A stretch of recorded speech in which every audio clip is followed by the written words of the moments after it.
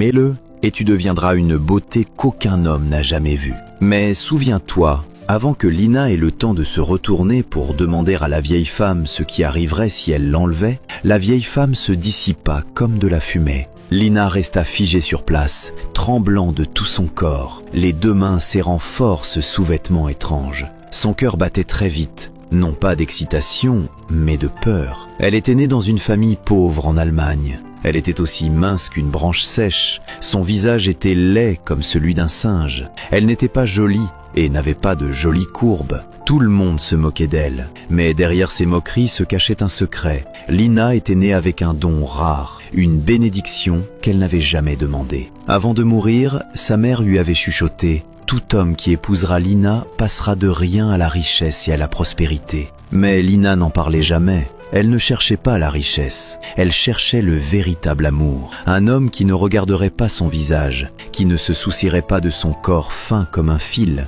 Un homme qui la choisirait pour son cœur. Les années passèrent et aucun homme ne s'approcha d'elle. Même les célibataires désespérés évitaient Lina comme si elle était une malédiction. Certains disaient même à voix haute « Même si Lina était la dernière femme sur terre, je resterai célibataire toute ma vie ». Ils ne savaient pas qu'épouser Lina, c'était épouser la richesse elle-même. Lina accepta son destin en silence. Elle plantait du manioc derrière sa petite cabane, allait seule au fleuve puiser de l'eau. Dans sa chambre, elle dansait sur une musique que seul son cœur pouvait entendre. Puis vint la fête du manioc, des couleurs partout, les tambours faisaient trembler l'air et les rires semblaient remplir le ciel. Mais Lina, comme toujours, restait à l'écart. Ce n'était pas son choix, personne ne voulait se tenir près d'elle. Elle resta seule près d'un feu qui s'éteignait, regardant les ombres bouger. Alors, quelque chose arriva. Un jeune homme s'approcha d'elle. Il s'appelait Neil, un beau récolteur de vin de palme. Les gens furent choqués,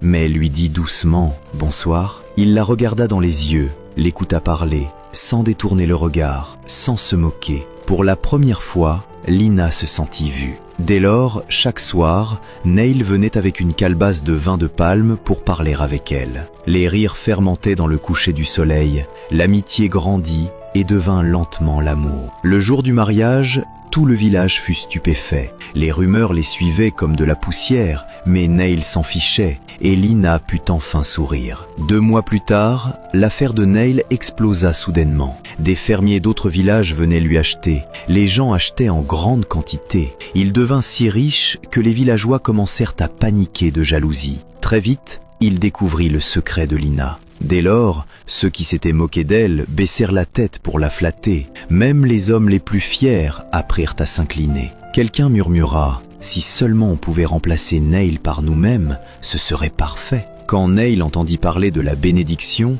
il serra simplement sa main plus fort. « J'ai épousé toi, pas une légende ». Puis vint la nuit d'orage, le tonnerre éclata violemment et le vent hurlait comme un esprit furieux. Lina trouva la porte grande ouverte. Neil avait disparu. Aucune trace, aucun adieu, seulement le silence vide, seulement la chaleur tiède du foyer. Elle ouvrit sa paume, le sous-vêtement étrange reposait là, silencieux, comme s'il attendait un ordre. Elle se souvint de l'avertissement de la vieille femme, la gorge serrée. Si elle l'enlevait maintenant, que se passerait-il ?